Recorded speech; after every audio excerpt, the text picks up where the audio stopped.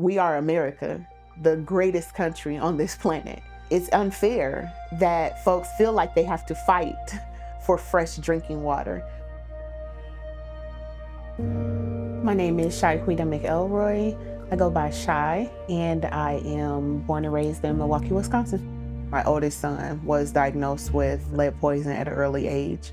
In a meeting with an IEP teacher, a guidance counselor, and my son's K-5 teacher, I was told that he wasn't meeting benchmarks of a K-5 student.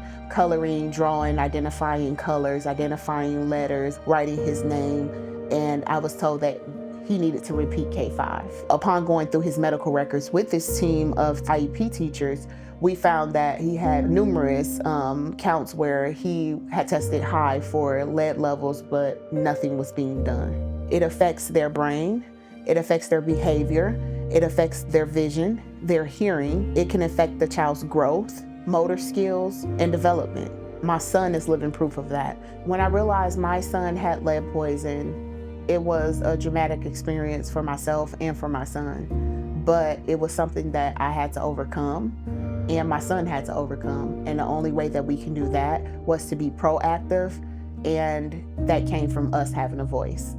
When Coalition on Lead Emergency came about, it hit home for me, hearing about an organization that was prepared to step forth and say, you know, hey, this is an issue in our community. And from there, I just stuck with it and went on, and it's become a passion of mine, and it's something that I wouldn't trade in doing for anything. So now I'm the executive director.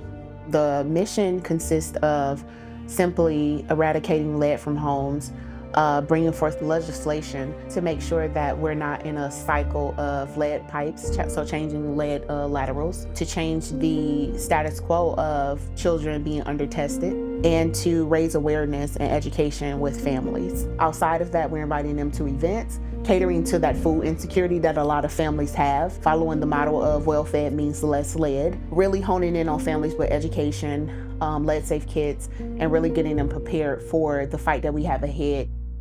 There is different categories of a child being lead poisoned. The first one is going to be the water. We have lead lines that go from the street all the way up to the home. And if that lead line is bringing lead water into the home, that child is drinking that lead water out of the faucet. Replacing lead service lines and addressing housing stock is super critical to solving this problem. Programs like TRIP, Targeted Rental Inspection Program, are so important because it's an opportunity for the community to have a better say-so in what is happening in our homes. You have a lot of residents who is willing to take lead abatement training so that they can get out in the streets and do the work themselves. So now you're creating jobs in these communities. We're talking about low-income communities who are barely putting food on the table. We don't have the money to make it happen. But our elected officials, our state and local government, they do have the funds, they do have the say-so, they do have the vote, they do have the voice to make that happen, for the funds to come down the pipeline to replace lead service lines, to give folks lead abatement programming, to make sure that testing is going up. That funding helps secures jobs. That funding helps secures, above everything else, fresh drinking water, which shouldn't be a privilege, it should be a right. State and federal lawmakers play a huge role in addressing lead poisoning in Wisconsin. And it can be a role where there's transparency with them and the community sitting together across the table from each other and coming up with a plan and working together. It's time for us to build a bridge. We don't build a bridge with our elected officials by pointing the finger, saying, oh, it's your fault, it's your fault, it's your fault. We build a bridge by saying, okay, this happened. Now this is what we're gonna do. What can you do? And we work together. And it's a domino effect. And funding towards lead line replacement is the biggest domino in that effect.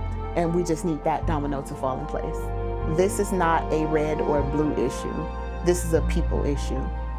You don't have to be Republican, you don't have to be Democrat to care about the next person, to care about newborn children, to care about children, period.